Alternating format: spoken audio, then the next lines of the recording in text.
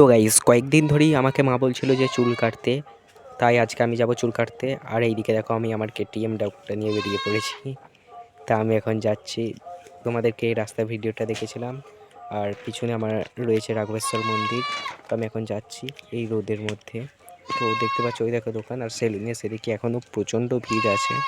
তাই কি আর করবো, এখন আমি একটু বাইরে দিয়ে ঘুরে বেড়াচ্ছিলাম। এখানে অনেক আমার বন্ধুরা ছিল, আর প্রচণ্ড রোদ ছিল। আর এরপর আমি ভেতরে এসে বসি, তো এখনও অনেকক্ষণ দেরি হবে বললো।